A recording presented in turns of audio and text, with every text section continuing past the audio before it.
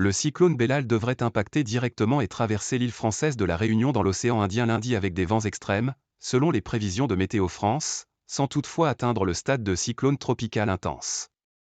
L'œil du cyclone tropical Bellal devrait toucher, lundi 15 janvier dans la matinée, l'île française de la Réunion, en alerte maximale et dont la population est confinée alors que les autorités s'attendent à des rafales de vent de 250 km/h et des rivières en crue.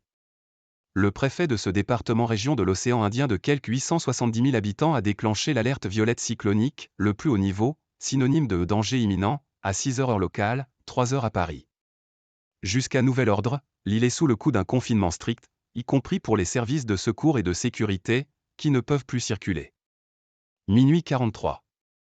Nous allons entrer dans le dur, dans la phase la plus active et potentiellement la plus dangereuse de cet épisode cyclonique. C'est maintenant que les choses difficiles commencent, a prévenu le préfet de la Réunion, Jérôme Filippini, lors d'une visioconférence de presse à 6 heures, 3 heures à Paris. Le centre du système cyclonique se trouvait à 7 heures à environ 100 km au nord-ouest de l'île, a précisé la directrice interrégionale de Météo France pour l'océan Indien, Céline Geoffray. L'œil va impacter directement la Réunion dans les prochaines heures, la traverser, pour s'évacuer vers le sud-est en fin de journée, a anticipé cette responsable. Un renforcement brutal des vents dans les prochaines heures. Le cyclone tropical s'est intensifié dans la nuit de dimanche à lundi, et les conditions sur l'île se sont dégradées, avec des pluies fortes et durables qui ont déjà inondé quelques routes et une houle qui s'est creusée.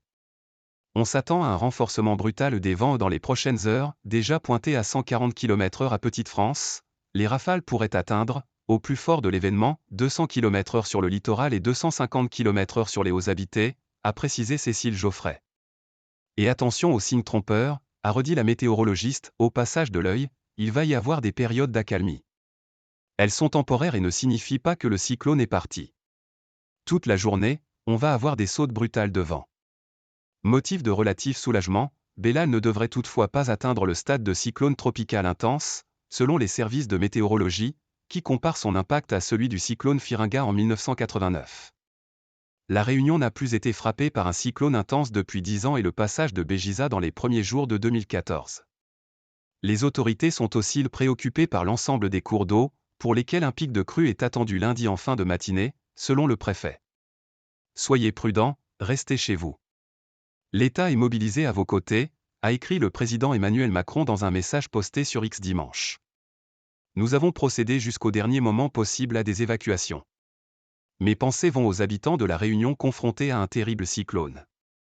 Merci à tous nos agents publics sur le pont pour protéger nos concitoyens, a réagi le Premier ministre Gabriel Attal sur le même réseau social.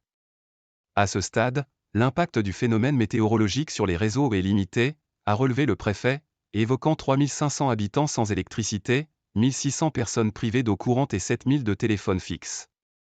Les centres d'hébergement mis en place ont été encore peu sollicités, quelques 600 personnes y ont été admises, notamment parmi la population la plus précaire ou vulnérable en cas de crue. Nous avons procédé jusqu'au dernier moment possible à des évacuations, a souligné le préfet, précisant que près de 100 personnes avaient été mises à l'abri au cours d'ultimes opérations menées en fin de soirée et durant la nuit, avant le confinement strict.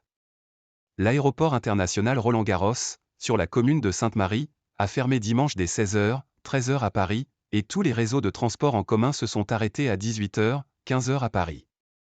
Le préfet a renouvelé lundi matin ses encouragements aux Réunionnais, qui font preuve de patience. Ils prennent part à la gestion de cette crise en restant chez eux, a-t-il estimé. Avec AFP.